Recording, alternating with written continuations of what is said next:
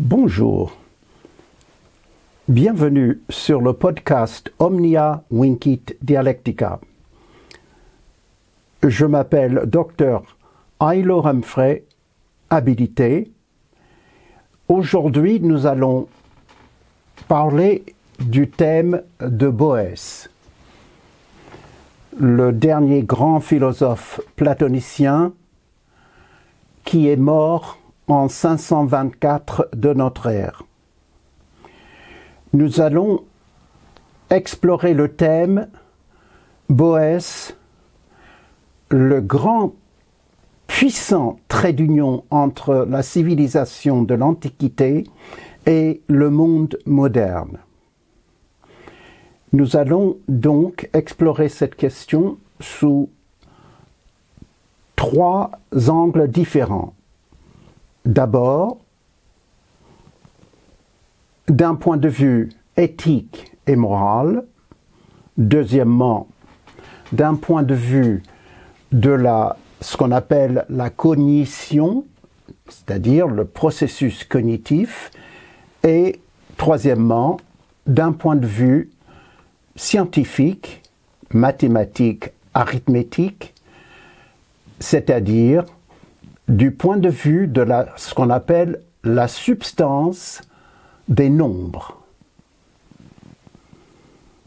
D'abord, du point de vue éthique et moral, Boès puise toute sa philosophie et toute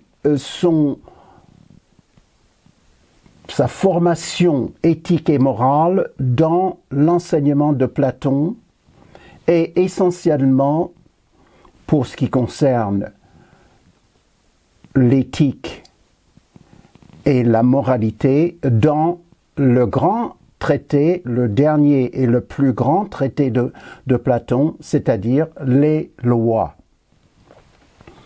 Dans ce traité, qui est un dialogue, tous les quelques 36 traités de Platon sont des dialogues, et ce traité ne déroge pas à cette règle, c'est un dialogue.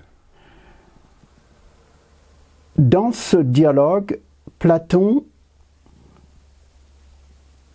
élabore ce qu'il appelle ta agatha, c'est-à-dire, traduit en langue française, le souverain bien. Traduit du latin, grâce à Cicéron, le summum bonum, c'est-à-dire le souverain bien. Plus tard, on appellera ce phénomène que Platon appelle ta agatha, c'est-à-dire les bontés, les différents aspects de la bonté éthique et morale. On les appellera les quatuor virtutes animae, c'est-à-dire les quatre forces de l'âme, ou bien les quatuor virtutes cardinales, c'est-à-dire les quatre forces morales cardinales. Ces forces morales sont présentées en couple chez Platon, c'est-à-dire le tout premier couple, si l'on veut, selon le texte de Platon, c'est I phronesis ke I hygia, ce qui signifie la sagesse juxtaposée à l'hygiène. Ensuite, I sophrosini ke tokalos, c'est-à-dire la tempérance ou la modération juxtaposée à la beauté. Ensuite, I dikeusini ke I iskis, c'est-à-dire la justice juxtaposée au pouvoir.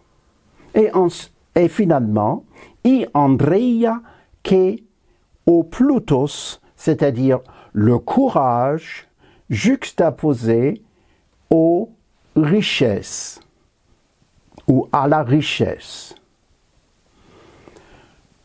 Ce thème ta agatha, traduit en latin par Cicéron par le terme summum bonum et au pluriel summa bona, et traduit en langue française comme j'ai indiqué tout à l'heure, le souverain bien, est un thème récurrent qui apparaîtra dans tous les traités majeurs qui traitent l'éthique et la morale depuis Platon jusqu'au XIXe siècle, XVIIIe siècle, et XIXe siècle et le XXe siècle. Et aujourd'hui encore, le summum bonum, c'est-à-dire le souverain bien, est toujours d'actualité.